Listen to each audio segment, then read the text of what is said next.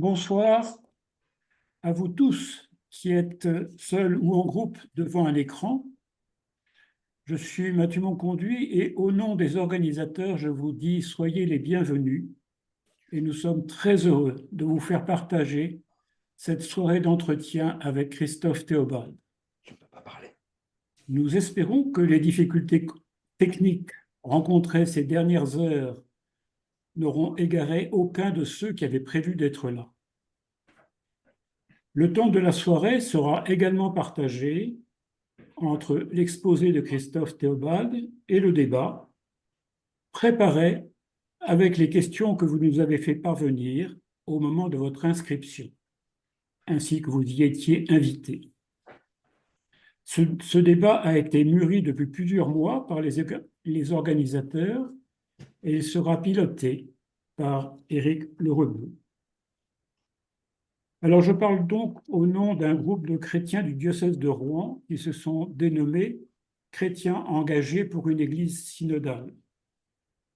Nous relevons d'une double filiation. Premièrement, comme antenne de Rouen, Haute-Normandie des Semaines sociales de France, nous avons vocation à susciter des lieux de dialogue, des lieux ouverts à des thèmes qui font débat dans notre société. En deuxième lieu, comme groupe local de promesses d'église, nous répondons, avec les associations membres de ce collectif, à l'appel du pape au peuple de Dieu. Appel lancé en août 2018 dans le contexte de la crise des abus, notamment sexuels. À la même époque, dans le diocèse de Rouen, une quinzaine de membres de mouvements différents, particulièrement sensibles à cet appel du pape François, se sont rapprochés pour voir comment y répondre.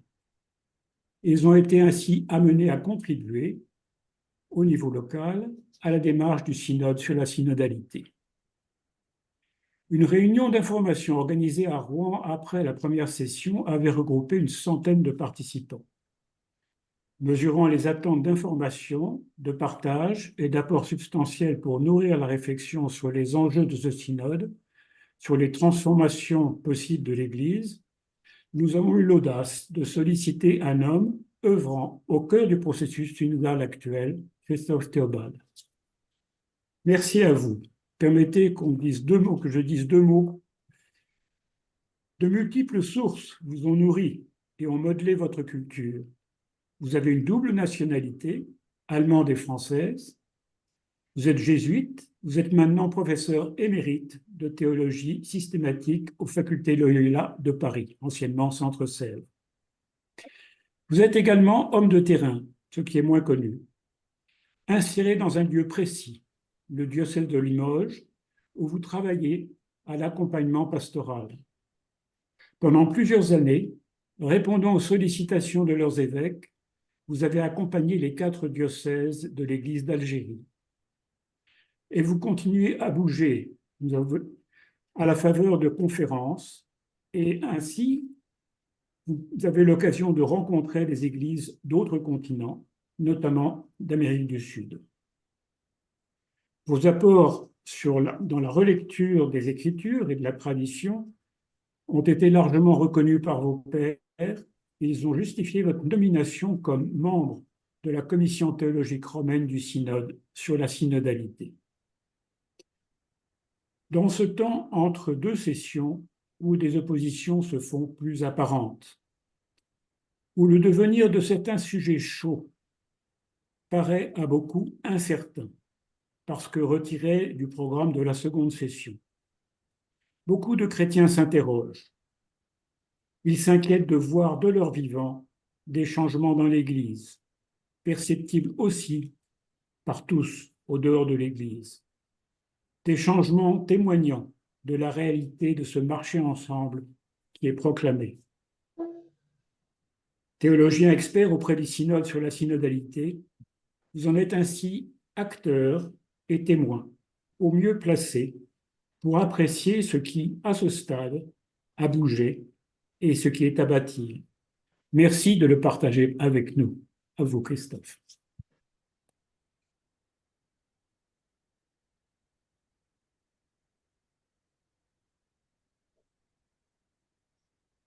Parle, monsieur, on n'entend pas.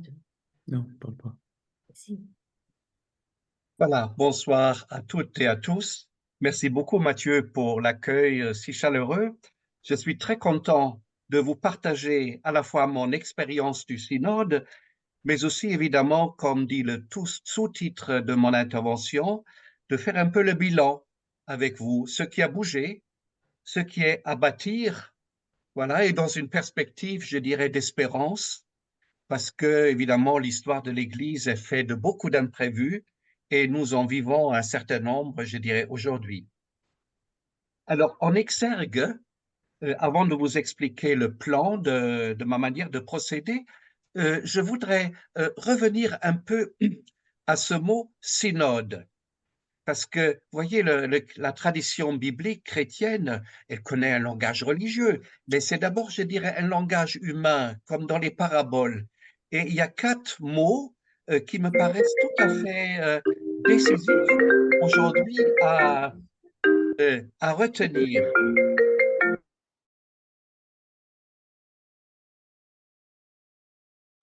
Alors, merci à tous les participants d'éteindre leur micro et leur caméra, s'il vous plaît.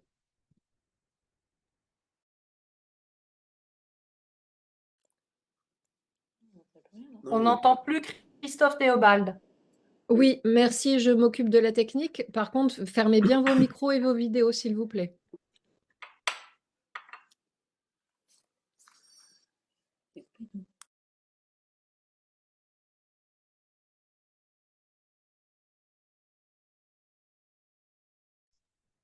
Veuillez patienter quelques instants, il va se reconnecter.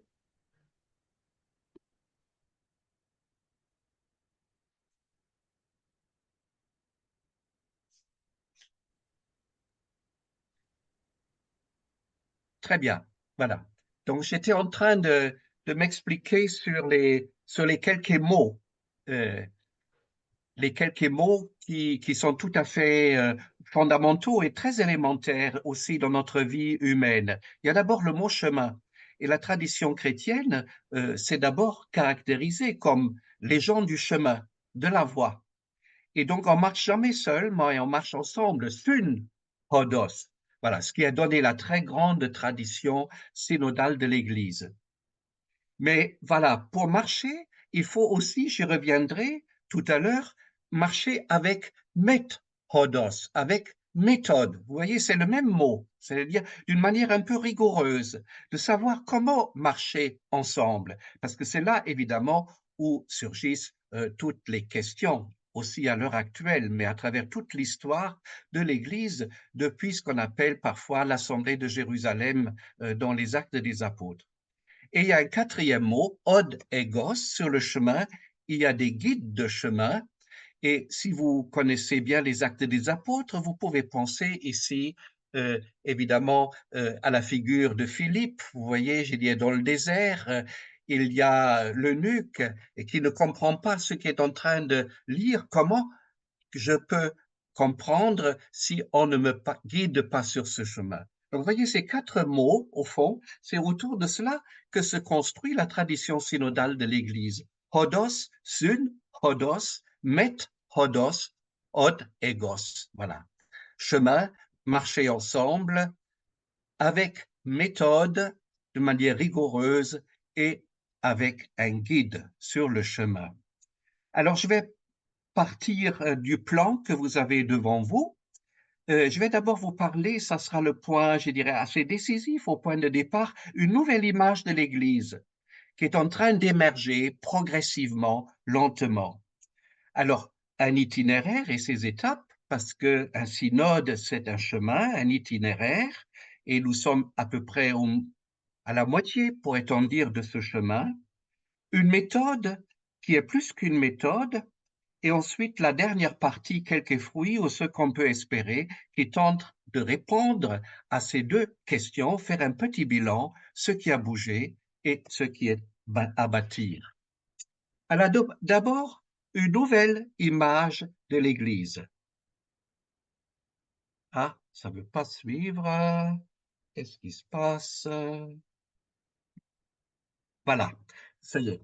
Vous connaissez tous cette image, vous voyez, les gradins, l'Assemblée du Concile Vatican II, très hiérarchisé. Il n'y a que des évêques, évidemment, les cardinaux sont devant. Vous voyez, ensuite vient une autre image. Voilà, l'image d'aujourd'hui. Et ma conviction, c'est, si vous voulez, que les choses dans l'Église peuvent réellement changer quand on change d'image et surtout quand on change de pratique. C'est ça, au fond, le point le plus essentiel. Le père Karl Rahner a dit un jour, dans l'Église catholique, c'est plus facile d'interpréter des dogmes que de changer les bancs dans une église.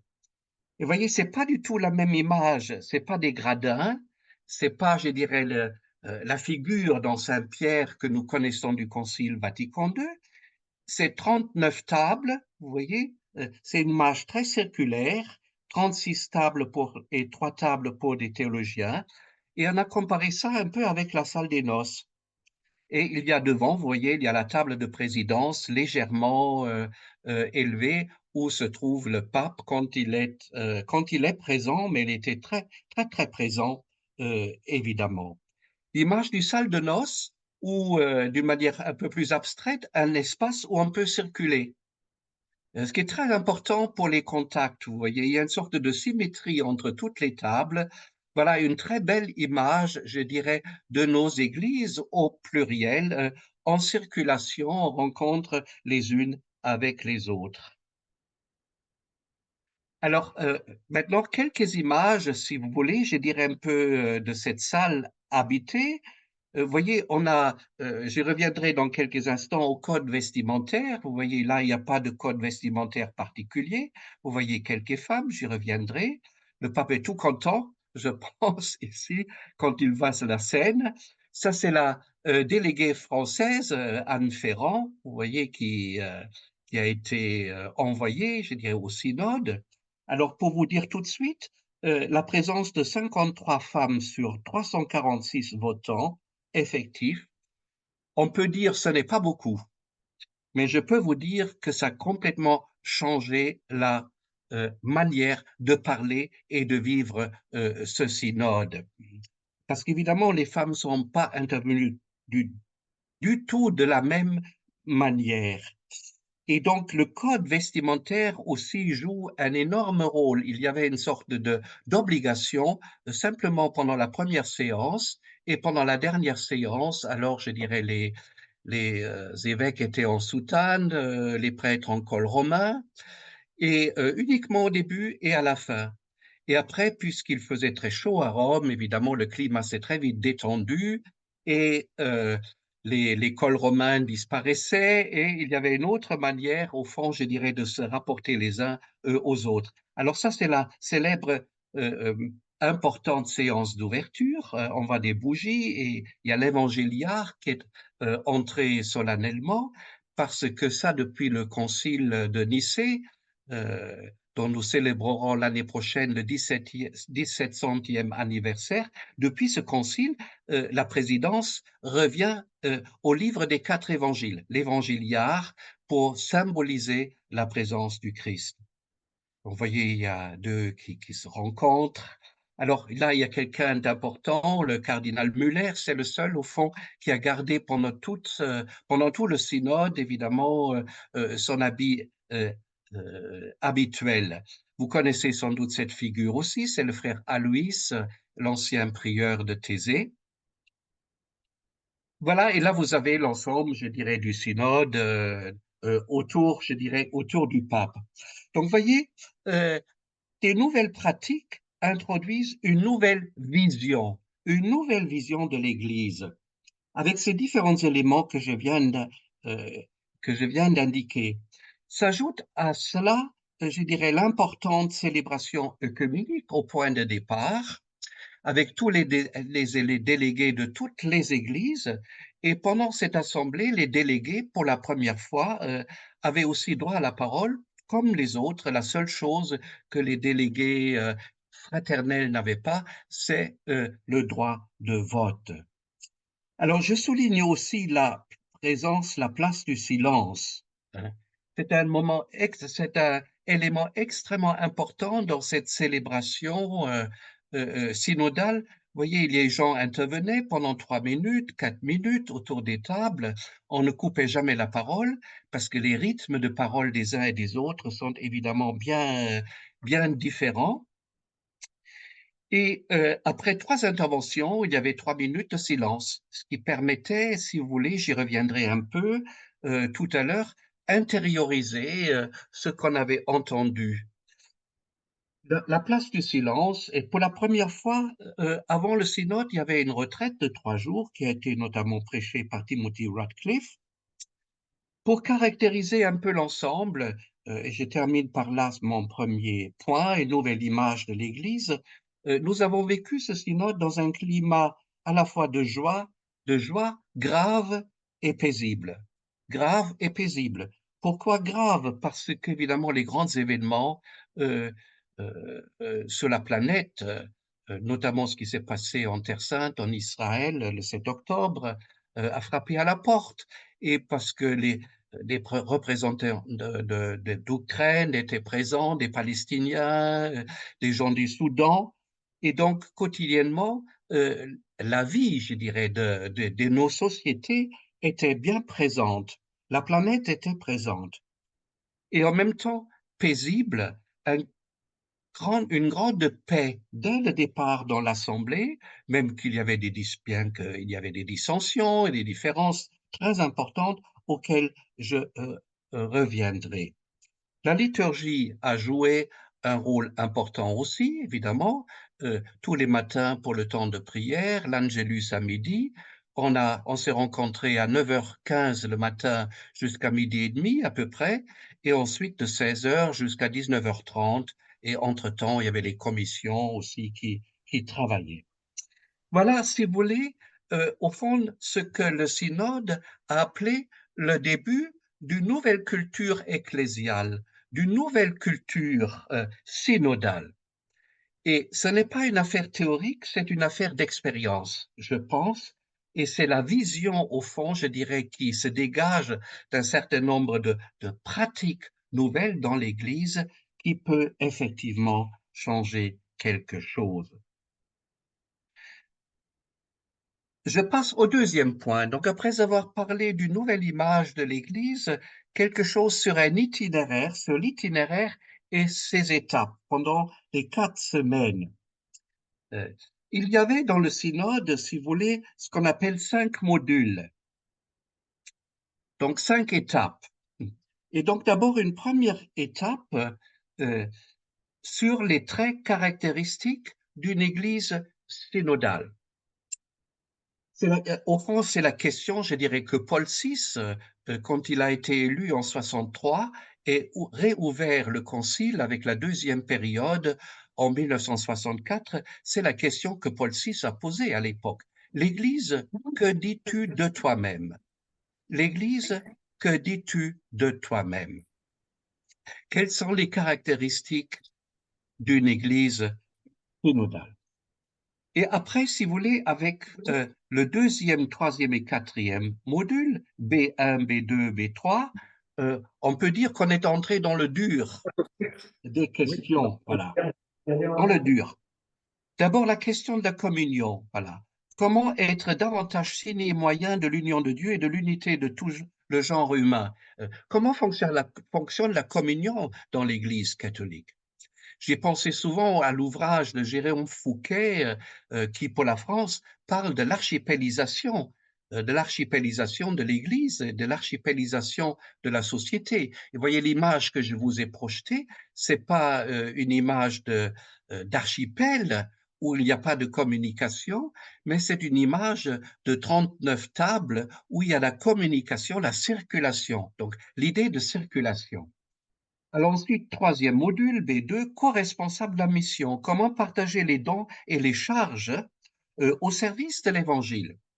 Et donc là intervient un point tout à fait décisif pour toute la suite de notre histoire ecclésiale du catholicisme, c'est-à-dire l'importance du baptême, de l'égalité baptismale de tous les chrétiens. Et là, il y a sans doute, je dirais, une insistance nouvelle par rapport au Concile Vatican II. Là, vous vous rappelez, le Concile Vatican II s'est beaucoup intéressé à la liberté. la liberté de la foi, la liberté religieuse, la liberté de la conscience. Et la question de l'égalité n'était pas trop abordée, ou un peu marginalement, bien sûr, dans Gaudium et Spes, la constitution pastorale, et dans le chapitre 4 de Lumen Gentium.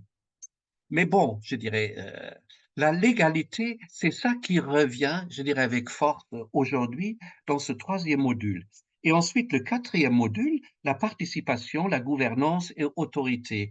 Quel processus, structure et institution de l'Église synodale missionnaire? Donc là, on touche, si vous voulez, aux questions les plus complexes aujourd'hui, les plus controversées, et qui portent évidemment sur l'institutionnalité, je dirais, de l'Église. Voilà, si vous voulez, les 4 étapes, plus une 5e étape, qui est l'étape du rapport de synthèse, auquel je reviendrai. Alors, comment s'est déroulée chaque étape? Si vous voulez, dans chaque étape, chaque module, c'est le terme technique, il y a 7 demi-journées. Il y a d'abord, si vous voulez, au point de départ, une Eucharistie préparée par un continent dans l'église Saint-Pierre, avec l'introduction de la thématique. Et ensuite, vous voyez, viennent tout de suite 2 demi-journées où on est seul autour des tables. Et donc, chaque table discerne, écoute et discute la question qui est débattue. Donc, une des questions des 4 modules. 2 demi-journées, on appelle ça les circoli minores, un temps d'écoute et de discernement. Et à la fin, je dirais, chaque table devait faire un petit rapport auquel je reviendrai de 2-3 pages seulement. Après venaient 3 demi-journées en congrégation générale, tout le monde ensemble. Et donc, c'est à la fois la remontée des tables et ensuite des interventions libres. Par exemple, 5 ou 6 tables qui font une remontée et ensuite, je dirais, des interventions libres. On pouvait prendre la parole, il y avait un écran devant nous et il y avait la liste, donc avec une tablette, on s'inscrivait. Bon, c'était magnifiquement régulé et travaillé. Et celui qui voulait intervenir une deuxième fois venait en fin de liste pour que finalement tout le monde pouvait prendre la parole. 3 demi-journées, si vous voyez, c'est beaucoup, hein? Et apparaissaient à ce moment-là déjà des éléments de consensus et de dissensus, vous voyez. Sur quoi on est d'accord, sur quoi on n'est pas d'accord. Et ensuite, c'est ajouté à cela une dernière demi-journée dans les circoli minores autour des tables, où chaque table devait revoir sa copie, son texte, en fonction de ce qu'on avait entendu. Vous voyez, éventuellement de corriger, approfondir et faire des propositions. Voilà, je dirais, chaque module, et chaque module, donc cette demi-journée, je dirais, c'est parfaitement contre-culturel. Quand je vois les conseils épiscopaux, pastoraux, s'il existe, aux presbytéraux, je vois les programmes extrêmement chargés où on n'a pas de temps. Voilà, c'est contre-culturel de prendre pour une question cette demi-journée. Voilà, je dirais, c'est déjà un énorme acquis de ce travail. Et chaque étape se terminait par un temps de prière, des prières d'ailleurs de styles différents, pèlerinage dans les catacombes, le rosaire, la prière pour tous les migrants devant le monument sur la place Saint-Pierre, un temps de jeûne et de prière pour la paix. Alors, pour donner un tout petit peu plus de chair encore, si vous voulez, à ce que je viens de dire, il y a évidemment des événements qui interviennent et qui montrent, au fond, si vous voulez, je dirais, l'humanité aussi d'une assemblée, hein, des imprévus. Le lundi 16 octobre, dans mon petit journal, j'ai intitulé ça « La digue est rompue ». Nous traitons de la question B2.3. Comment l'Église de notre temps peut-elle mieux remplir sa mission en reconnaissant et en promouvant davantage la dignité baptismale des femmes? Voilà la question qui était posée. Il y avait 6 interventions des circoli minores, dont 5 par des rapporteurs femmes, plus 14 interventions libres. Alors, évidemment, il y a beaucoup de points qui mériteraient ici d'être rapportés d'une manière beaucoup plus précise. Il y a question de beaucoup de souffrances, quand même, qui ont été rapportées avec beaucoup de liberté. Le diaconat féminin est largement plébiscité. Je note ça, on pourra y revenir. Et plusieurs interventions parlent même de l'ordination des femmes. Vous voyez, ça c'est une caractéristique décisive de ce synode. C'est peut-être le premier pas, la liberté, la parousia, la liberté de parole. Et c'est pour ça que je dis, une digue est rompue quand vous pensez que quand même, je dirais, il y a eu l'introduction de débats sur ces questions sous un des pontificats précédents. Le pape était présent. Et donc, il y a une sorte de liberté de parole avec laquelle à peu près 70-75 questions ont été quand même mises sur la table par le synode. Alors, le lundi 23 octobre, il y a une crise. Ça fait partie aussi, comme à Vatican II, d'une démarche synodale. C'est même important. On propose la lettre au peuple de Dieu. Ça a été voté la semaine précédente, c'est-à-dire que, comme d'habitude, l'Assemblée adresse une lettre à l'ensemble du peuple de Dieu. Et comme dans ces synodes précédents, la lettre est proposée pour être votée par acclamation. On n'avait pas le texte sur la table, devant les yeux. Alors, le vote était mitigé, on le sentait déjà, et après la pause, en l'absence du pape, il y a un débat avec une quinzaine d'interventions extrêmement critiques par rapport à cette lettre. Son langage exclusif, l'absence des femmes, des catégories disqualifiantes, etc. Je vous en passe. Voilà. Alors finalement, le secrétariat, et je trouvais ça remarquable, le secrétaire propose de revenir sur le vote et de faire des amendements. Et le mercredi 25, le secrétaire s'excuse de la manière de procéder. Ça, j'ai beaucoup apprécié. Ça a été beaucoup apprécié par l'Assemblée, parce que là, on voit le changement de culture, vous voyez. On ne peut pas reproduire simplement des modèles antérieurs d'acclamation. Et donc, finalement, le texte est très largement voté. Et le dernier après-midi, on a donc la lecture de l'ensemble du texte. Ça a duré pendant 3h30. J'y reviendrai évidemment au texte. Et pendant 1h30, il a été voté paragraphe par paragraphe. Alors, voyez, je suis donc à la fin du deuxième point, mais je voudrais vous montrer ce tableau, vous voyez, qui s'est affiché devant nous et qui est extrêmement intéressant parce que ça, c'est les votes de paragraphe par paragraphe que vous voyez devant vous.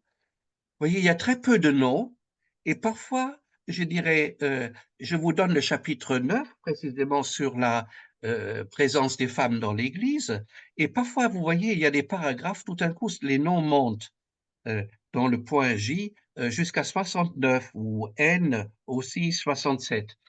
Et donc c'est très intéressant. Malheureusement, ce vote venait assez tard finalement, mais il a permis tout un coup, je dirais, de, de préciser, de préciser les courants dans l'Assemblée.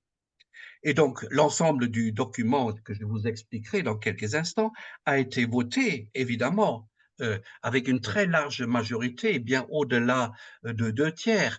Mais sur certains points, on voit bien, il y a 20% à peu près de votes négatifs. Voilà, donc si vous voulez, c'était mon deuxième point.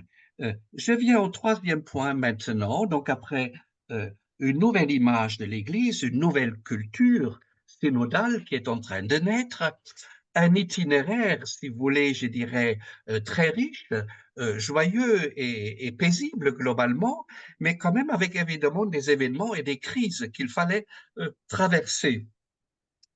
Et alors maintenant, quelque chose sur la méthode. Une méthode qui est plus qu'une méthode.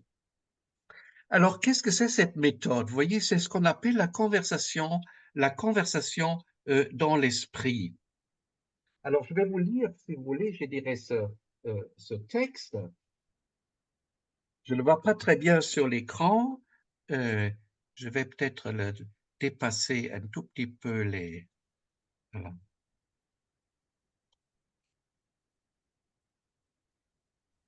Retrouver ce texte.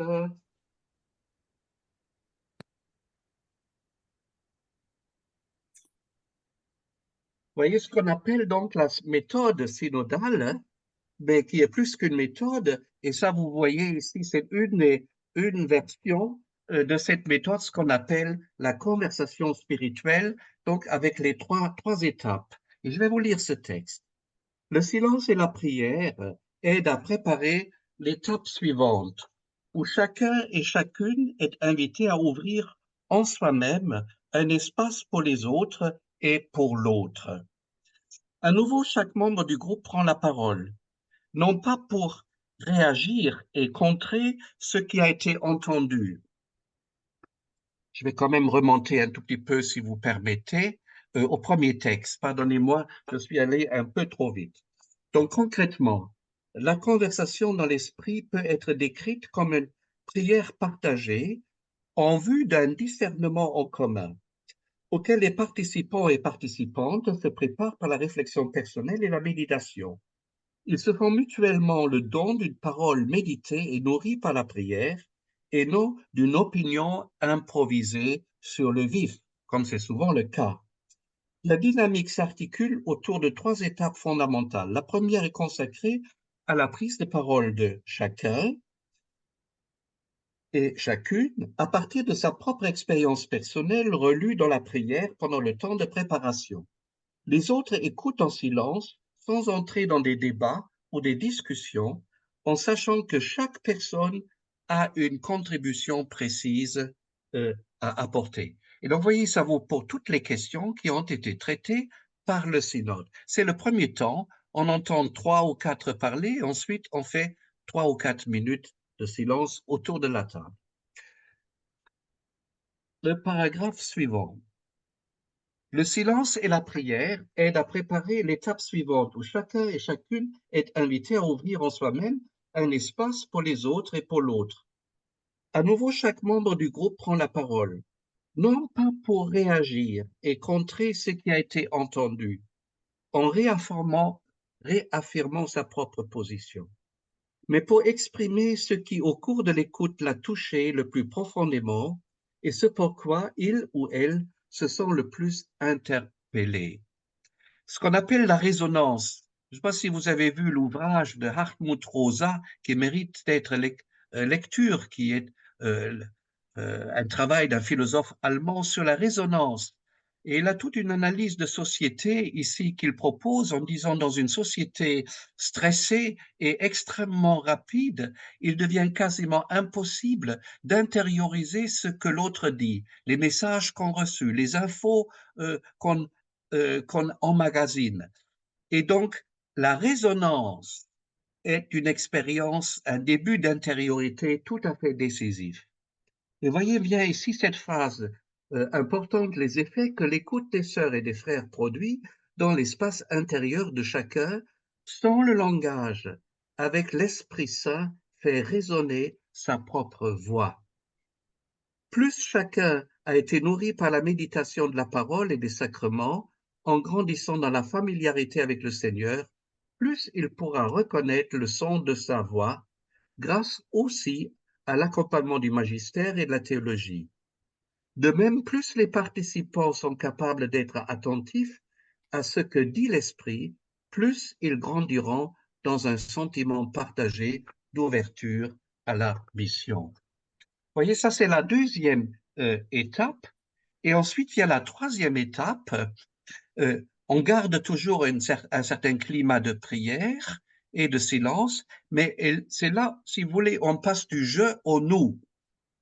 Du je au nous. C'est-à-dire, il s'agit de se mettre d'accord sur ce qu'on a entendu à propos de la question. Et donc là, si vous voulez, il y a 4 questions auxquelles il fallait répondre. Sur quoi sommes-nous d'accord? Sur quoi nous ne sommes pas d'accord? Il faut se le dire clairement, voilà. Quelles sont les questions à approfondir? Parce qu'on ne sait pas toujours suffisamment rapidement si les désaccords sont des malentendus ou si le désaccord sont vraiment des désaccords sur l'image de l'Église, par exemple, sur nos convictions les plus profondes. Donc, il faut jauger ça et accepter qu'il y a des questions à approfondir. Et le dernier élément, c'était alors les propositions. Donc, si vous voulez, je peux dire que j'ai vu des vraies conversions. Ce qu'on appelle parfois aussi la méthode de décision par consentement. Je crois que c'est ça un peu, si vous voulez, le cœur de cette méthode synodale. Il y a évidemment des limites, et notamment pendant la première session, la théologie n'avait pas vraiment une fonction structurante, parce que la théologie, elle introduit évidemment, je dirais, des informations, d'abord des connaissances historiques très importantes, et elle donne des arguments. Vous voyez, je dirais, le synode s'est construit dans ce qu'on pourrait appeler une culture de la conversation. Mais chaque conversation peut devenir aussi une conversation, je dirais, du café de commerce. Et donc, il faut aussi argumenter pour et contre. Et c'est là souvent le rôle de la théologie, de préparer des argumentaires. Et je dirais surtout de rendre possible une conscience historique. Parce que s'il y a des questions nouvelles qui n'ont pas encore été traitées, c'est la théologie qui peut aider à désigner cette nouveauté en introduisant la tradition dans le débat. Une tradition vivante qui n'est pas évidemment figée. Et donc là, sur le moment, j'y reviendrai à la fin, il y a quand même des évolutions maintenant qu'on pressent à propos de la méthode. Peut-être on va intégrer une nouvelle étape ici dans la conversation spirituelle où les théologiens pourront intervenir. Je viens maintenant, le temps avance, à la dernière partie de mon intervention, ce qui a bougé et ce qui est à bâtir. Donc, je vais vous proposer un petit bilan de l'ensemble, quelques fruits ou ce qu'on peut espérer. Voilà. Alors, il y a des grands acquis, je dirais. D'abord, j'en ai déjà parlé, le climat global, une expérience de fraternité, c'est pas négligeable. Une méthode qui est plus qu'une méthode et qu'il faut faire évoluer, évidemment. Je dirais, on pourrait dire, pour la caractériser, c'est entre l'écoute de l'Évangile, l'oi angelion, la nouvelle de bonté radicale qu'est Dieu, et l'action de grâce, je dirais, dans le Christ, l'eucharistia, les deux tables dont parle le Concile, il y a la conversation et le débat humain qui est en train d'entrer dans l'Église. Ça, c'est, si vous voulez, je dirais, un énorme acquis à l'heure actuelle. Donc, un climat global, une nouvelle image de l'Église, une méthode qui est plus qu'une méthode. Alors, pour donner un peu de chair à tout ça, j'en viens maintenant au document de synthèse, si vous voulez, et qui est un document très ouvert, où vous trouvez donc les consensus, mais où vous trouvez aussi les questions, évidemment, qu'il faut aborder, et vous trouvez aussi des propositions déjà. Alors, ce document, une église synodale en mission, a 3 parties. Donc, la première partie porte sur le visage de l'église synodale, l'image, si vous voulez, dont j'ai parlé, la pratique de la synodalité. Ensuite, la deuxième partie porte sur les personnes, ceux qui font l'église et les autres. Et donc, avec le titre « Tous disciples, tous missionnaires », vous voyez, c'est le terme du pape François sur les disciples missionnaires qui nous vient, je dirais, de l'Amérique latine. Et une troisième partie où il y a beaucoup de questions qui sont abordées, entre autres les questions, nous allons le voir, je dirais, d'éthique et de théologie morale autour d'une Église inclusive et qui s'intitule « Tisser des liens, construire une communauté ». Donc cet ensemble, avec une introduction et une conclusion, est formé de 20 chapitres. Donc on va regarder un tout petit peu de plus près. Donc le visage de l'Église synodale. Vous avez 3 premiers chapitres qui forment un peu un ensemble. Donc la synodalité, expérience et compréhension. Donc vous voyez là, on rassemble un peu un certain nombre de traits, le rapport à l'autre, etc., etc. Ensuite, deuxième chapitre, rassemblé et envoyé par la Trinité. C'est l'enracinement de la synodalité dans l'expérience trinitaire des églises, de l'Église et de tous les chrétiens. Vous voyez, je dirais, on pourrait presque analogiquement dire, au fond, on peut comprendre euh, euh, les rapports entre le Père et le Fils comme des termes de communication et d'une certaine manière aussi de synodalité. Hein. Alors ensuite vient le versant messianique de l'Église, les pauvres protagonistes du voyage de l'Église. Donc on peut rappeler ici Luc 4, vous voyez, la prédication de Jésus à la synagogue de Nazareth. Une Église qui veut être universelle, mais que veut dire universelle? Une Église de toute tribu, de toute langue, de tout peuple et de toute nation. Et on va déjà poindre ici toute la grande diversité intérieure euh, aux, euh, aux sociétés sur notre planète. On pourrait parler ici d'une Église pentecostale, vous voyez.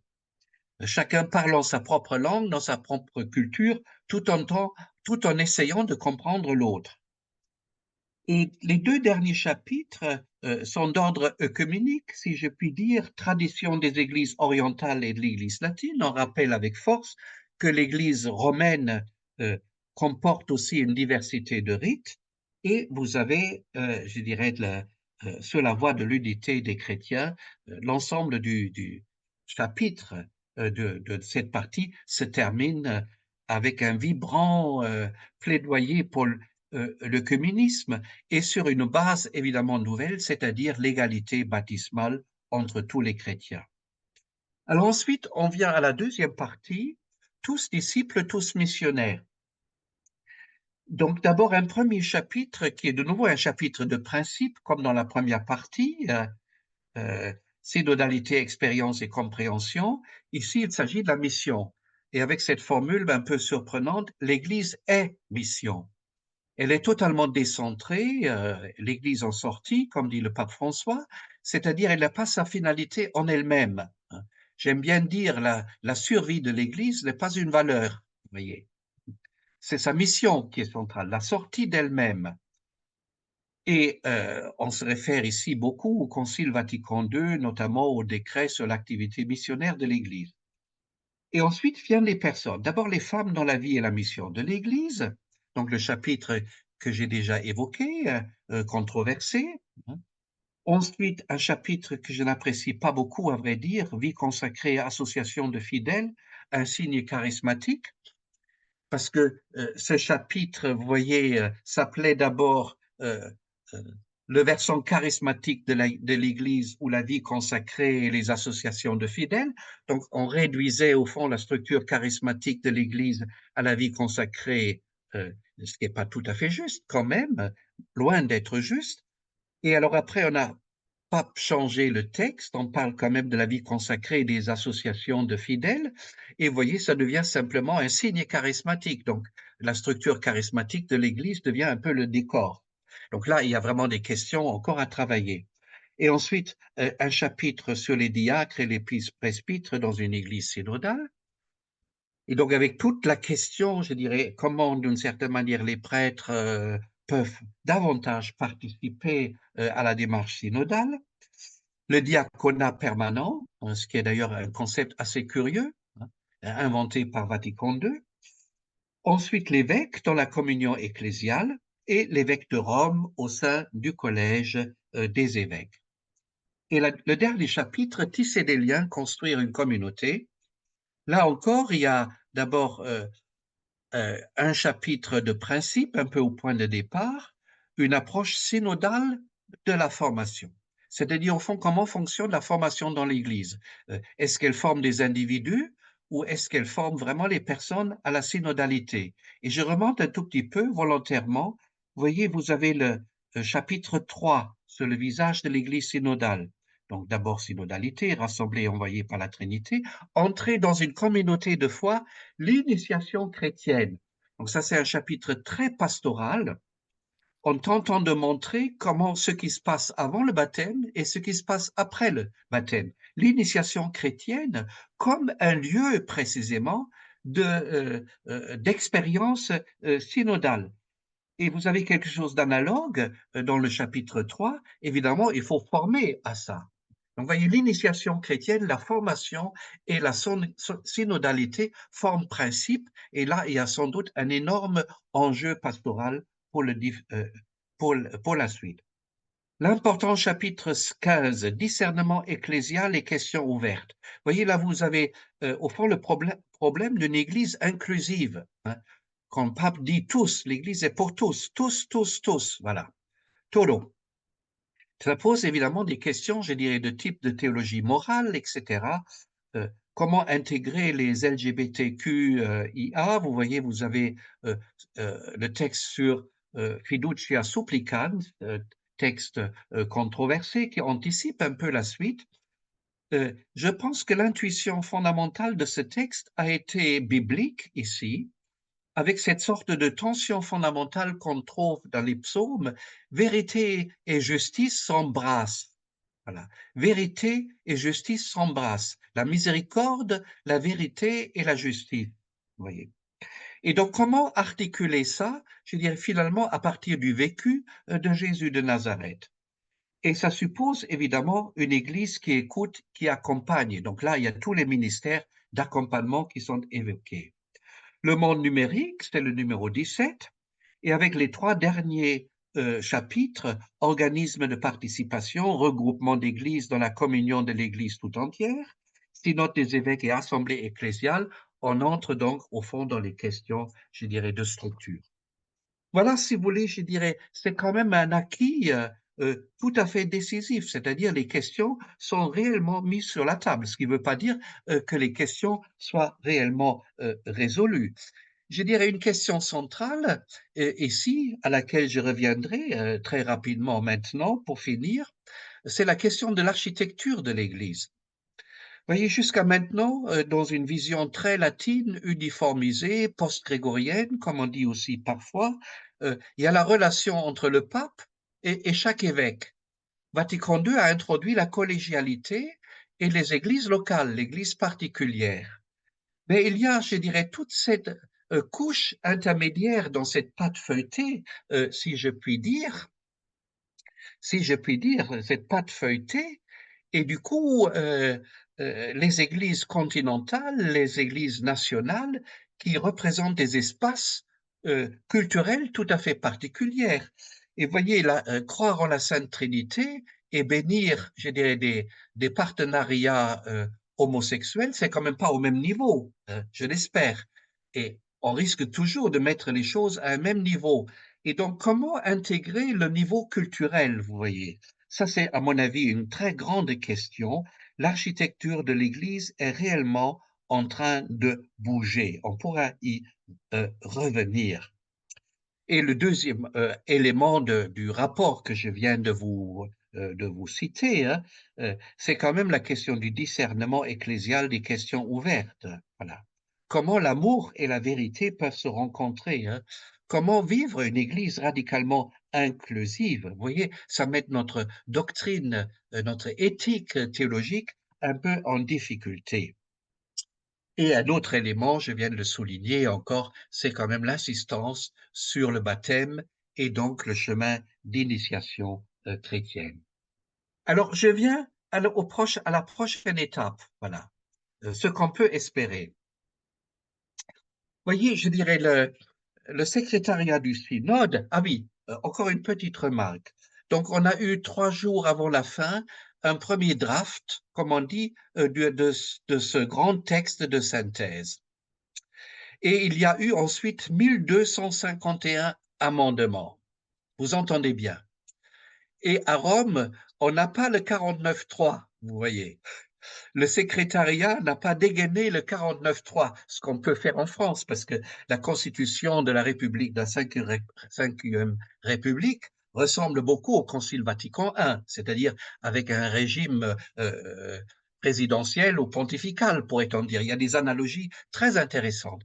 Là, les amendements ont été quand même intégrés. Alors, vous imaginez le travail qu'il fallait faire pour arriver jusqu'au bout. Alors maintenant, on est donc avec 75 questions qu'il faut traiter. Et c'est là où le secrétariat a coupé le gâteau, si je peux me permettre de parler ainsi, en deux. Lors de la prochaine séance du synode, il y aura 5 modules. Le visage synodal missionnaire de l'Église locale, le visage synodal missionnaire des groupements d'Églises, le visage missionnaire synodal de l'Église universelle. Donc, vous voyez, les 3 premiers modules porteront sur ce que j'ai appelé il y a quelques instants, ce que j'ai appelé l'architecture de l'Église. Ensuite vient un 4e module, la méthode synodale, comment la développer, comment y introduire les sciences humaines, la théologie, comment comprendre davantage encore le discernement, la circulation, si vous voulez, à tous les niveaux de l'Église.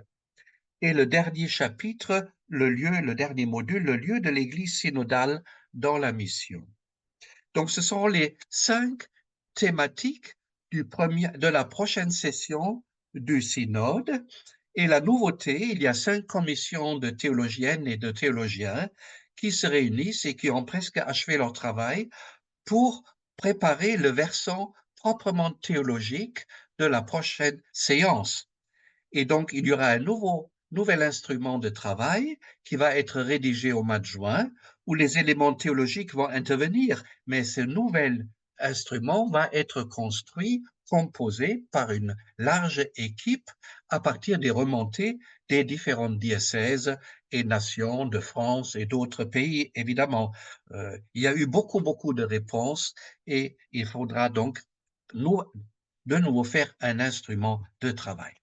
Donc ça, c'est les premières 5 questions. Et ensuite, si vous voulez, il y a 10 commissions autour de 10 les autres questions, si vous voulez, qui ont été soulevées par le synode.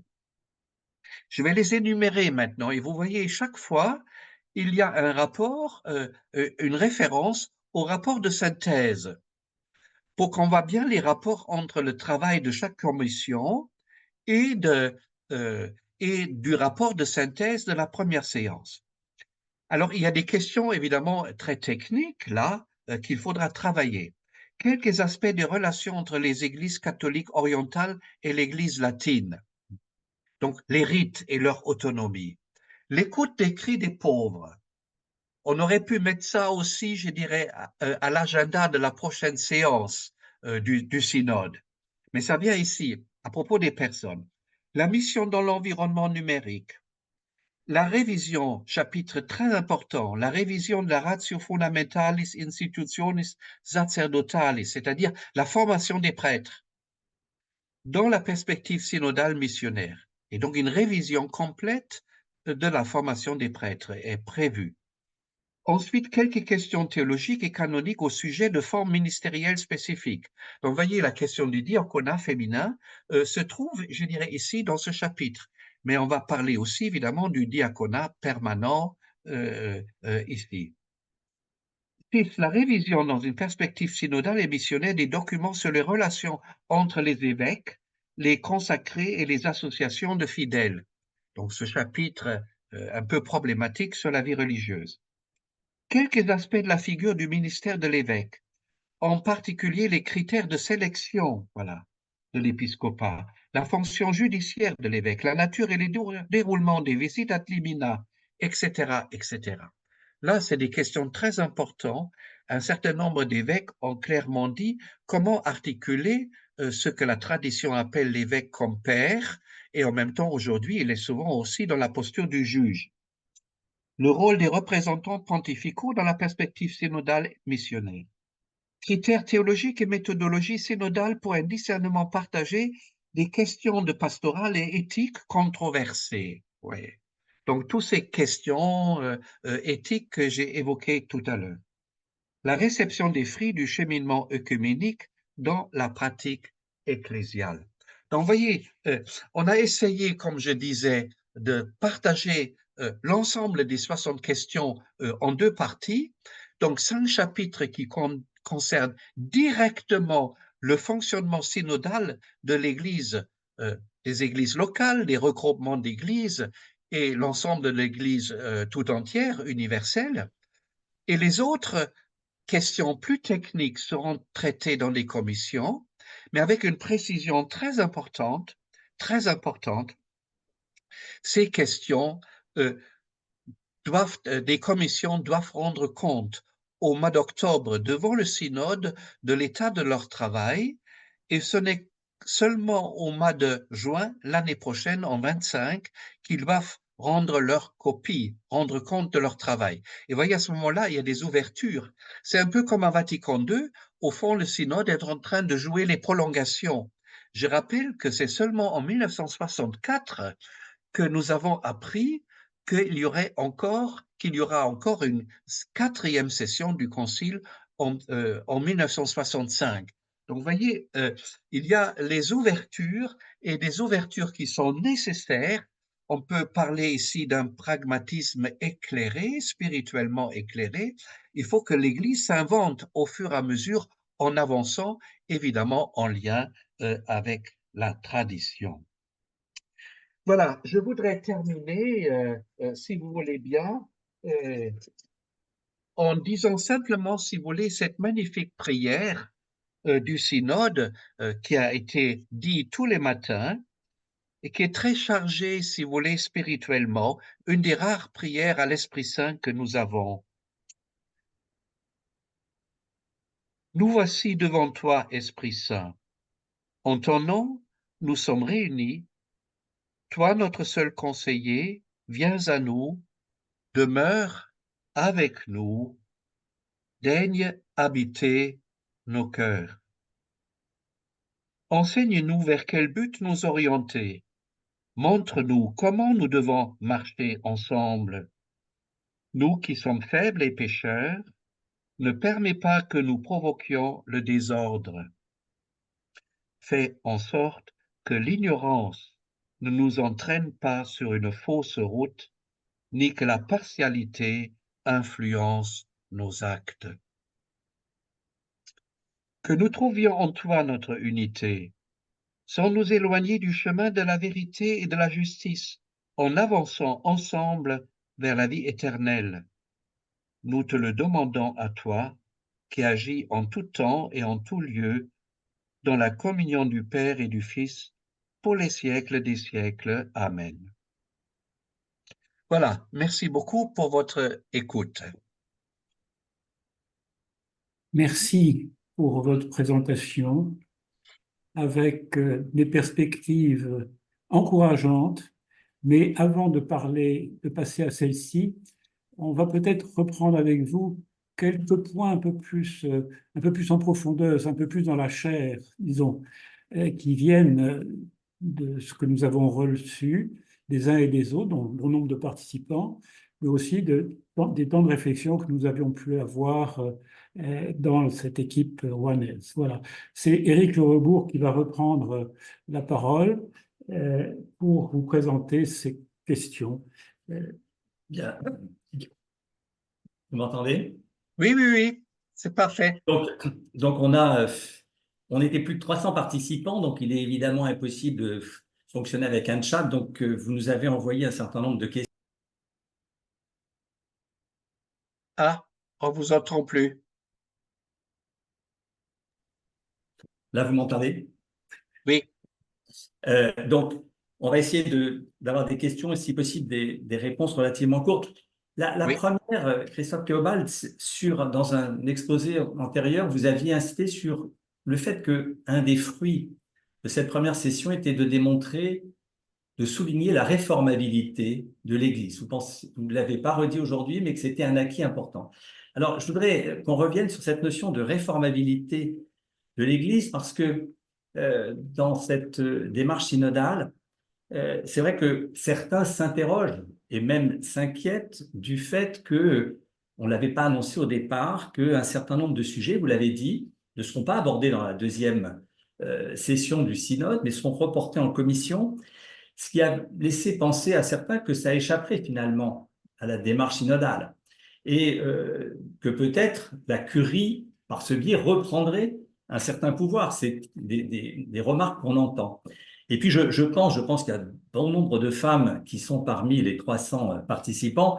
Vous imaginez bien que je ne peux pas, à propos de la méthode, du point d'étape, ne pas évoquer ce qui s'est passé il y a très peu de temps, puisque c'était le 21 mai où le pape Oui, François, l'interview. dans l'interview à CBS, Oui, a très clairement dit un non au diaconat féminin. Et je pense que tout le monde a entendu ce que vous venez de dire à propos du déroulement, en disant, je reprends vos termes, que le diaconat féminin avait été plébiscité au cours du synode, que dans les votes, on voyait bien qu'il y avait plus de 230 ou 240. Donc, oui. je voudrais simplement vous interroger pour vous, qu'est-ce que ça dit de la démarche synodale, ce changement de position du pape? Comment vous l'interprétez et voilà, comment vous imaginez la suite et qu'est-ce que ça dit surtout de la démarche Oui, et peut-être de oui, certains rapports de force pour ne pas avoir de la langue de bois? Oui, je dirais très rapidement, ça fait en fait 4 questions que j'ai comptées. Ce n'est pas une seule, n'est-ce pas? Et je dirais donc la réformabilité, moi j'y crois fermement, hein. Euh, alors il y a des étapes où on réforme pas grand-chose, mais on est quand même, je dirais, dans une époque, comme dit le pape François, c'est pas une époque de changement, mais un changement d'époque. Et donc, au fond, je dirais, la démarche synodale, c'est la tentative de répondre à ça. Alors après, si vous voulez, je dirais, ma crainte a été que le synode se transforme en apprenti sorcier. J'ai parlé tout à l'heure, je dirais, de l'extrême liberté de la parole. Et donc, c'est pour la première fois, c'est une première quand même depuis le Concile Vatican II, qu'on arrive à 75 questions, si vous voulez. C'est déjà, comment dire, un signe de réformabilité, c'est-à-dire euh, dans un groupe mondial,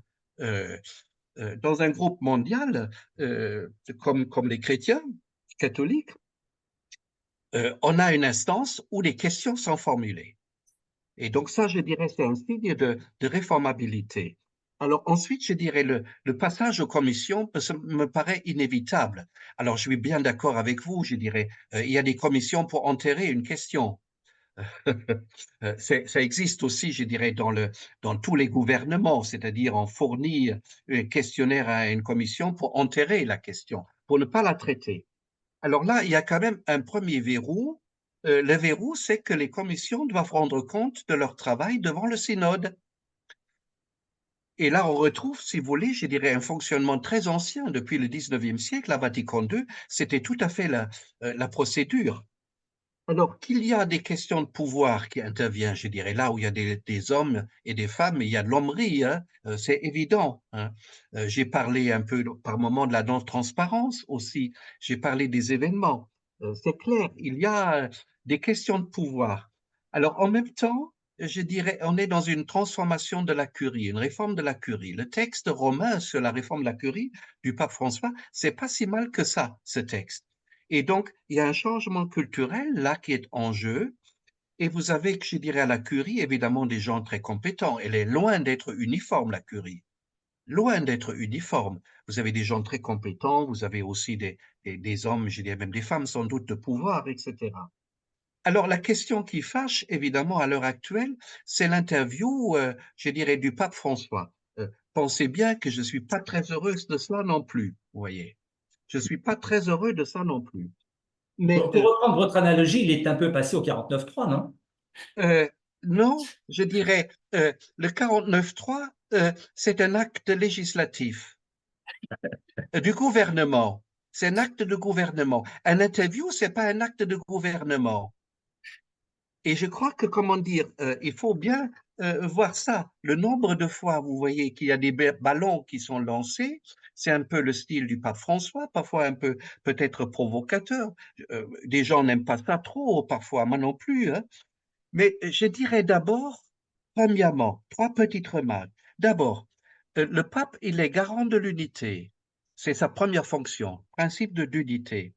Et je crois qu'il a la fonction, alors là, je rencontre bien l'interview de Monseigneur Jean-Paul Vesco, qui introduit ici la notion d'élasticité. D'élasticité. C'est-à-dire, il doit vérifier l'élasticité de ce que le peuple de l'Église peut vraiment porter sur toute la terre et pas uniquement en France ou en Allemagne. C'est ça le problème pour lui. Et donc, vous voyez, je dirais, c'est élastique, c'est difficile. Voilà. Alors, à mon avis, je dirais, il vaut mieux pas le faire dans un interview. Et en même temps, c'est pas un texte magistériel, il faut bien le dire. Alors, deuxièmement, je pense que ce qui est considéré aujourd'hui par beaucoup comme inacceptable sera évident demain. Et comment dire, les argumentaires qui sont utilisés sont historiques aussi. Et notamment, je dirais, un argument qui vient de la théologie de Hans Urs von Balthasar, c'est-à-dire sur le principe pétrinien, le principe marial, est un argument, je dirais, qui, moi, ne me convainc pas beaucoup. Mais c'est pas moi qui est en jeu, vous voyez, hein. C'est un ensemble qui est en jeu. Et donc, il faut aussi tenir compte de ça. Et il me semble prioritaire à l'heure actuelle la révision de l'architecture de l'Église manière synodale, pour qu'il y ait des questions qui peuvent être clairement traitées là où elles se posent, ces questions. Voilà. Et par exemple, je vous donne un exemple. Le continent africain n'a jamais appliqué, après le Concile Vatican II, la demande d'instituer le diaconat permanent. Ça n'existe pas en Afrique. Pourquoi? Ils ont inventé les catéchistes.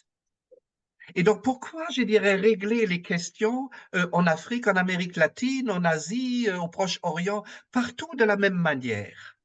Vous voyez, on est dans cette révolution culturelle d'une certaine manière, où on réfléchit de nouveau, mais qu'est-ce qui est vraiment commun à tous comme nécessaire? Voilà ma réaction. Alors, juste pour revenir sur la même interview de Jean-Paul Vesco, il y a quelques jours, Oui, après l'interview du pape, dans ce même interview, j'aimerais avoir votre avis. Il dit, finalement, sur le problème du diaconat des femmes et la place des femmes, il dit, aucune évolution substantielle sur cette question, comme sur d'autres, ne pourra faire l'économie d'une réflexion en profondeur sur le sacrement de l'ordre. Tout en lui est-il intangible, fixé pour l'éternité. Et ça rejoint un peu ce que vous avez dit à propos peut-être de la place des prêtres. Donc, comment vous réagissez à cette... ah ben, ça demanderait malheureusement un très long développement, si vous voulez. Je dirais ceci, simplement. Euh, L'Église se définit par sa convocation par Dieu. Et en ce sens, elle n'est pas une démocratie, même si elle peut intégrer beaucoup d'éléments qui sont de l'ordre de la délibération démocratique. Mais l'Église n'est pas bâtie sur un contrat social, Rousseau. Voilà. Elle n'est pas bâtie sur la division de pouvoir, Montesquieu. Elle n'est pas bâtie sur le principe de représentativité et d'élection. Elle est bâtie sur la parole de Dieu, ce que nous appelons, je dirais, il faudrait préciser ça, la parole de Dieu et la convocation, eklogé, ecclésia. Et le ministère symbolise cette convocation et la réalise continuellement. Et j'aime bien dire, si le prêtre ne disait que le Seigneur soit avec vous, ou si l'évêque ne disait que la paix soit avec vous, il reprend la parole du Christ, il aurait déjà fait son travail. Donc, vous voyez, il y a une question aujourd'hui fondamentale sur la structure fondamentale. Pourquoi le ministère ordonné est un sacrement? Si vous voulez, vous avez deux réactions chez les fidèles. Les uns vont vous dire, mais le christianisme a besoin des prêtres parce que c'est une religion comme les autres. Voilà. D'autres vont dire, le christianisme, c'est une structure associative. Il faut pour toute association, il faut une présidence, un bureau, etc. Pourquoi elle met la barre si haute? Je suis convaincu que beaucoup de chrétiens ne savent plus très bien pourquoi il faut des prêtres, ce que ça signifie. Et donc, Jean-Paul Vesco a tout à fait raison. Il faut réfléchir au statut fondamental, sacramentel, constitutif du ministère. Pourquoi ce ministère existe-t-il nécessairement dans l'Église? Et pourquoi il doit s'inscrire dans la structure aussi constitutive de l'Église comme Église synodale? Voilà, je dis en très rapide, mais vous mettez sur les chemins là où il faudrait des longs développements beaucoup plus nuancés. Alors, pour revenir sur un des points sur lequel au cours de votre exposé, vous y êtes revenu à plusieurs reprises sur l'architecture de l'Église. Et notamment, ce qu'on voit très bien actuellement, la continentalisation de l'Église, qu'on ne peut pas ne pas mettre en parallèle avec l'évolution, je dirais, sur le plan plus géopolitique. On voit très bien aujourd'hui des tensions qui ont existé à d'autres époques entre le monde occidental et démocratique et des pouvoirs peut-être plus autoritaires. Alors, cette continentalisation, elle peut, si j'ai bien compris votre position, être vue comme un acquis et comme, quelque part, un point de départ et une nouveauté sur lequel on peut bâtir. Mais on voit quelques craintes en disant, mais s'il y a une continentalisation, il n'y aura plus d'universalité de l'Église et donc peut-être quid de l'unité. Donc, est-ce que vous pouvez éventuellement aborder ce point, donc universalité, uniformité et unité? Oui, mais bien sûr, je dirais. Il faut dire que cette histoire, de ce point de vue-là, le synode actuel a une longue histoire. Vous savez sans doute que le CELAM, donc la conférence des évêques d'Amérique latine et des Caraïbes, date de 1959. Les conférences épiscopales naissent tout juste avant et après. Et donc, voyez, c'est un long moment qui est derrière nous maintenant d'une continentalisation de l'Église. Alors, qui est très développée en Amérique latine, qui est assez bien vécue aussi en Asie, hein, et qui est plus difficile sans doute en Afrique, et qui est du mal à émerger avec force en Europe à l'heure actuelle, parce que l'Europe est très divisée aussi culturellement. Nous avons beaucoup de langues, et en Amérique latine, il n'y a que 2 langues, le portugais et l'espagnol. Donc ça, l'état des lieux. Et donc, notre conception d'universalité est en train de bouger. Et j'utilisais tout à l'heure le terme une universalité pentecostale. Donc, vous voyez, je dirais, la culture fait partie de notre existence humaine, de la chair, si vous voulez. Nous sommes forgés par notre langue maternelle et par la culture. Et donc, le problème, c'est comment avoir une Église multiculturelle et en même temps unie. Ça, c'est le miracle de la Pentecôte, si je puis dire. Et donc, dans une société où on est réservé par une globalisation abstraite, aussi politiquement, ou par rapport à des systèmes, si vous voulez, de type totalitaire, parce qu'ils risquent, au fond, comment dire, d'occulter la diversité de l'humanité qui est liée à l'Esprit Saint, c'est-à-dire à ce qui est charismatique au plus profond de l'humanité. Le risque, c'est l'uniformisation et comment, d'une certaine manière, par la synodalité, arriver toujours à nouveau à l'unité. À l'unité. Et ça suppose, si vous voulez, je dirais, une différenciation interne que le Concile Vatican II a déjà élaborée dans son décret sur l'œcuménisme en parlant de la hiérarchie des vérités. J'ai évoqué ça tout à l'heure en disant que la bénédiction de partenariat homosexuel n'est pas au même niveau que notre foi en la Sainte Trinité. Et donc, vous voyez, cette sorte de diversité suppose aussi une distribution de compétences selon le principe de subsidiarité. Quelles sont les compétences d'une Église nationale? Quelles sont les compétences d'une Église continentale? Quelles sont les compétences d'une Église locale, vous voyez? Et donc, toutes ces questions relèvent de l'architecture où on commence tout juste à l'heure actuelle à entrer un peu dans le dur de ce type de problème. Et quand on voit ce qui s'est passé avec la réception de Fiducia Supplicans sur l'accueil et la bénédiction des couples homosexuels, on voit très bien que l'Église aujourd'hui est encore à des années-lumière finalement de cette prise en compte de la continentalisation et d'une réception qui allait être très très différente. Est-ce que vous pensez que c'est une question qui avait été posée, qu'on avait reçue, que l'élaboration et la diffusion de Fiducia Supplicans avait fait l'objet finalement d'une démarche un petit peu de type synodal avant sa publication? Ah ben là, il y a deux questions, vous voyez. J'ai peu Non, de mais temps, alors là, j'essaie d'en placer deux à la fois. de mettre des questions ensemble. Je veux dire, la première, pour moi, nous sommes à des années-lumière. Voilà. Alors là, il y a une alternative. Moi, je crois en la résurrection. Ça veut dire la temporalité, la mienne, la vôtre, et sans doute la de la plupart des participants à notre soirée, elle est relativement limitée. L'Église dure déjà depuis 2000 ans. On a parlé de la réformabilité. On est à un kairos, vous voyez. Et donc la question, c'est est-ce que oui ou non, on croit en la réformabilité de l'Église? Moi, j'y crois fermement. Et donc, ça veut dire, je dois faire, et tout le monde qui est ici doit faire ce qui est à la mesure de notre génération. Quand le père Ranner est revenu du Concile Vatican II, il a fait une conférence à Munich. Qu'est-ce qu'il a dit? Vatican II, c'est tout juste le commencement d'un commencement. J'ai envie de dire la même chose.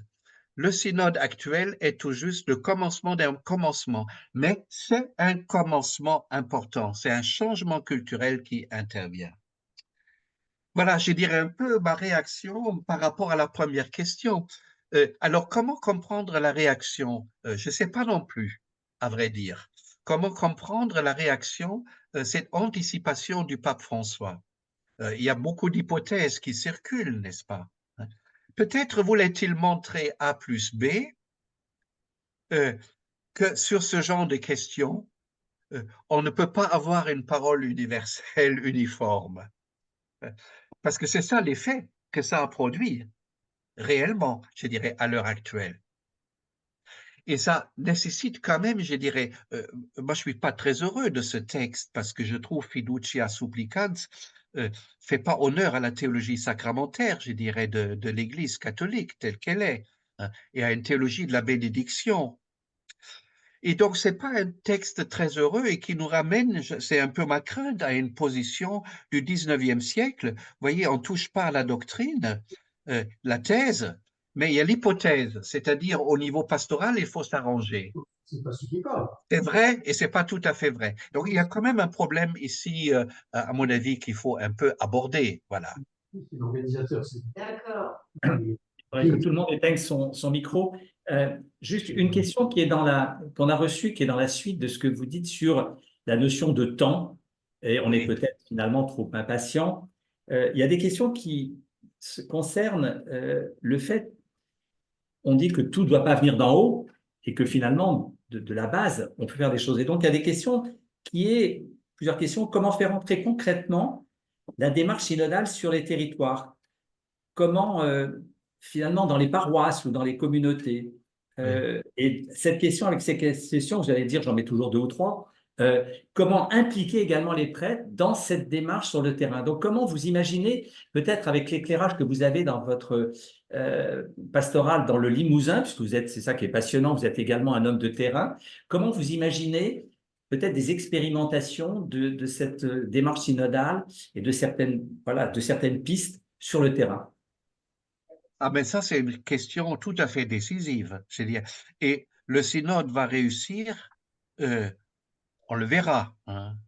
On va reconnaître l'arbre à ses fruits, hein, mais le synode va réussir si ce que j'ai essayé de dire de la méthode synodale se réalise réellement à la base, réellement. Et donc là, c'est peut-être le nerf de la guerre, je dirais, dans chaque diocèse et dans chaque paroisse ou dans chaque association chrétienne. Comment on fonctionne, vous voyez? Est-ce qu'on apprend réellement à écouter à la base? Alors, on a des conseils, évidemment, dans les diocèses. On a le conseil épiscopal, il va devenir obligatoire. On a le conseil presbytéral. Dans peu de diocèses existe encore un conseil pastoral diocésain qui a été demandé par Vatican II, qui est un peu la caisse de résonance de la société à l'intérieur de l'Église. Je pense qu'il faut revenir d'abord au fonctionnement de ces conseils, qui sont souvent, je dirais, des réunions avec des ordres du jour tout à fait surchargés, je le disais un peu tout à l'heure, et où on ne prend pas le temps réellement autour d'une question de s'écouter et de travailler réellement. Ça suppose, comment dire, de construire une église non pas sur les projets de quelques-uns, mais sur ce que nous est effectivement donné à la base, les charismes. On n'a pas une pastorale des charismes dans des paroisses, par exemple. Vous voyez, on cherche des gens pour des activités préfabriquées dans lesquelles on les met. Alors, je caricature beaucoup en disant ça. Donc, à mon avis, il y a là un travail énorme à faire, je dirais, à la base. et où un enjeu important, c'est, comme vous dites, d'impliquer évidemment tout le monde, et aussi les ministres ordonnés, les prêtres, bien évidemment, mais pas uniquement. Alors ça dépend beaucoup des situations, du travail qui est fait. Je peux vous dire, par exemple, dans les Limousins, un de mes groupes que j'accompagne dans le département de la Creuse, nous sommes à la 158e réunion depuis 2004. Et je peux vous dire, on vit de la synodalité. Et c'est une formation voilà, qui se fait au fur et à mesure et qui a pour effet des conversions de chacun de nous et des apprentissages. Alors, je ne peux pas dire beaucoup plus parce que maintenant, après, il faudrait regarder chaque situation et il faudra peut-être commencer dans les diocèses à faire un bilan, c'est-à-dire où on est avec la culture synodale, où est-ce qu'on est avec la mise en œuvre de la méthode synodale, de la conversation dans l'esprit, etc. Ça, à mon avis, c'est quand même possible de faire ce genre de choses et à partir de ça, on travaille. Et c'est normal, une fois qu'il y a du nouveau qui arrive, les résistants vont se manifester aussi. Oui. Alors, là, ça fait un lien avec la conversation dans l'esprit sur lequel vous avez beaucoup insisté. Alors, il y a de nombreuses questions où, pour beaucoup, je pense, des chrétiens, ça a été une découverte plutôt positive. Alors, il y a des questions sur la conversation dans l'esprit, c'est, a-t-on une idée de sa diffusion dans l'Église en France? Et il y a plusieurs questions sur comment mettre en œuvre une formation à la conversation spirituelle. Et puis également des questions sur est-ce que vous voyez des limites à cette méthode qui est plus qu'une méthode? Oui, je commence par le dernier point. Les limites, à mon avis, sont évidentes. C'est-à-dire, il y a des avantages et des limites. Les avantages, c'est on invite chacun à se préparer et de parler d'abord en je et de non pas, comment dire, asséner des idées abstraites, mais de parler de son propre vécu par rapport à une question. Ça, c'est le grand avantage de cette méthode. Et elle invite évidemment, je dirais, à un nouvel exercice d'écoute de l'autre. Mais comment dire, il y a d'autres choses aussi, si vous voulez, que l'expérience personnelle. Il faut argumenter à un moment donné. Quand on pose des questions difficiles, comme la question de l'ordination, de l'accès des femmes au diaconat, ou quand on pose des questions de théologie morale, quand on parle, comment dire, de la préparation au mariage, de l'accès au mariage, toutes ces questions pastorales extrêmement concrètes, l'accès au baptême, euh, il y a des situations en tension, nécessairement, et c'est là où intervient, je dirais, l'argumentation. Et ça, c'est la limite de la conversation dans l'esprit. C'est pour ça que je m'éliterai personnellement à y introduire, si vous voulez, à un moment donné, la forme du débat. Et comment dire, un débat, évidemment, où je dirais, il y a les sentiments et je dirais un peu la passion de chacun intervient dans nos débats. Mais comment dire, où on fait parler quand même les arguments et on apprend ensemble à peser les arguments. Voilà, si vous voulez, je dirais, c'est tout un travail, à mon avis, qui demande une formation, Et je vois maintenant dans un certain nombre de diocèses où il y a, je dirais, des formations, il y a différents niveaux de formation. Il y a la formation, je dirais, commune un peu pour tous les chrétiens, une intelligence de la foi, et il y a des formations plus spécialisées, mais le souhait du synode romain est que à tous les niveaux, on réfléchit sur l'expérience ecclésiale, c'est-à-dire le passage du je au nous. Et donc que la synodalité intervient dans la formation et qu'il y a une formation spécifique à la synodalité, à cette méthode. Mais ça a commencé hein, en Afrique francophone, par exemple, il y a une très forte formation autour de ça qu'une des expertes du synode a mis en place. Et en France, on a pas mal de diocèses aussi qui travaillent autour de cette question.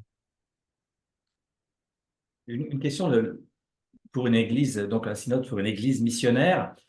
Comment concilier cette mission avec, on va parler des églises européennes, peut-être l'église de France, avec une diminution importante du nombre de prêtres. Donc, comment vous voyez le moyen, et peut-être que c'est une chance, là aussi une opportunité, que de faire évoluer les communautés, peut-être que les paroisses sont en partie limitées. Donc, comment finalement être une église missionnaire alors même qu'il y a moins de prêtres, et donc là, on revient également sur l'égalité baptismale. Donc, est-ce que vous voulez dire un mot sur ce point qui va, à mon avis, être un point majeur pour les années à venir? Oui, tout à fait. Vous avez raison. Et je dirais là, il y a encore, je dirais, deux questions. Il y a d'abord la première. Je pense que le synode euh, a pris conscience, notamment, vous trouvez ça dans le chapitre, dans la deuxième partie, au début de la deuxième partie du texte de synthèse, quand il dit l'Église est mission. Il a pris conscience, peut-être pour la première fois, d'une manière aussi explicite, qu'il y a une pluralité de conceptions de la mission.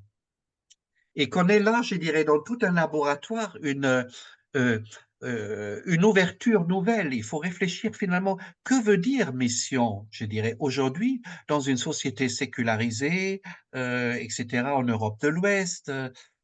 Vous avez le petit livre, pas un petit livre, c'est un livre important du cardinal Jean-Marc Aveline sur la question, un petit traité de la mission. Et ça c'est un des débats au synode. Est-ce que, comment dire, c'est simplement être présent? Est-ce que c'est l'annonce explicite, etc. Donc, vous voyez, ça c'est un premier élément. Et je pense que là, il y a une urgence. Alors ensuite, la mission, ce n'est plus un apanage, si vous voulez, des prêtres, c'est un apanage des communautés, c'est une caractéristique des communautés. Et donc ça nécessite des prises de conscience des communautés, je dirais, à l'heure actuelle. Et là, il y a tout un renversement qui est un peu à produire. Je parlais de la nécessité euh, constitutive du ministère presbytéral dans l'Église. Mais il peut sans doute prendre des formes nouvelles, je dirais, aujourd'hui. Peut-être des formes, je dirais, davantage, je dirais, de liens. Euh, euh, Autrefois, on parlait du pontifex, du pontife, c'est le constructeur de ponts, c'est-à-dire de quelqu'un qui est itinérant entre des communautés. Vous voyez, c'est une autre figure, je dirais, du ministère presbytéral. Les prêtres ont aussi chacun un charisme personnel, comment le respecter? Voilà. Est-ce qu'un prêtre est nécessairement curé de la paroisse? Est-ce qu'on peut imaginer des communautés qui soient gouvernées par des laïcs, si vous voulez? Ça, c'est aussi une question qui a été soulevée par le synode. Donc là, je dirais, il y a un mouvement énorme de mutation qui est en train de se produire. Et je pense qu'un des grands enjeux, c'est que les communautés elles-mêmes prennent conscience qu'elles n'ont pas droit aux prêtres, simplement. Souvent, les communautés réagissent un peu de cette manière-là. Et donc, comment assurer évidemment ce qui est central, c'est-à-dire à la fois le baptême et l'Eucharistie? Comment assurer ça aujourd'hui sur un territoire vaste et évidemment, comme vous dites, où je dirais il y a beaucoup moins de prêtres, c'est extrêmement difficile parce qu'on est dans une période aussi de tuilage. Je pense que là, il y a des grands enjeux et il y a déjà beaucoup de réflexions là-dessus, il faut le dire. Je dirais, les diocèses, les différentes églises locales en France n'ont pas les mêmes positions par rapport à cette question. Et comment vous réagissez au fait que face à cette situation, de faire venir des prêtres, ouvrez les guillemets, venus d'ailleurs? Comment vous... Et, je trouve, si vous voulez, il faut d'abord dire que c'est une très belle intuition du Concile Vatican II. Ça existait avant déjà, mais le prêtre fidei donum, vous trouvez ça dans l'Lumen Gentium déjà et dans d'autres textes. C'est-à-dire, c'est créer une sororalité, pour parler un peu comme ça, entre des églises sœurs, créer des échanges. Voilà. Donc ça, c'est à mon avis un aspect très décisif. Et deuxième aspect important, c'est limité dans le temps. Et il faut veiller à une sorte de mutualité, vous voyez, de mutualité. Alors après, concrètement, vous avez des grandes réussites, mais vous avez aussi des grandes difficultés. C'est-à-dire déjà au niveau de l'accueil. Et le risque, évidemment, je dirais qu'on a dans un certain nombre de situations, que d'une certaine manière, comment dire ça? Ça devient une solution provisoire à une question qu'on n'ose pas réellement aborder. C'est ça ma crainte, je dirais, ou un appel. C'est-à-dire, il faut sérieusement se poser la question, pourquoi, je dirais, dans nos églises en Occident, il nous manque les ministres ordonnés dont ces églises ont besoin? Quelles sont les causes de ça? Et je pense qu'il y a des choses qu'on n'a pas encore entendues réellement, qu'on n'a pas encore analysées. Voilà. J'ai évoqué un peu des éléments déjà tout à l'heure en parlant du fait que le prêtre est constitutif, c'est-à-dire de sa fonction est absolument, et son ministère est constitutif dans l'Église. Mais il peut avoir à travers l'histoire des figures très, très différentes. Donc, on arrive à la dernière question. Alors, dernière question, vous aviez dit au départ que vous mettiez dans une perspective d'espérance. Voilà, ma dernière question sera, Christophe Théobald, vous savez que beaucoup de chrétiens finalement sont inquiets, voire certains en colère, désespérés. Donc, je dirais, finalement, quelle parole d'espérance, de confiance vous pouvez leur dire à la fin de cette soirée? Je dirais peut-être l'une ou l'autre chose, c'est-à-dire d'abord, je dirais, ce qui nous met à l'épreuve, parce qu'il ne s'agit surtout pas de nier l'épreuve que nous traversons, la crise que nous traversons. Ce qui nous met d'abord à l'épreuve, et je dirais avec une formule de Jésus, ce qui met au crible les églises et les chrétiens. Parlons de l'Europe de l'Ouest pour le moment, voilà, là où nous sommes. C'est le changement d'époque que nous vivons.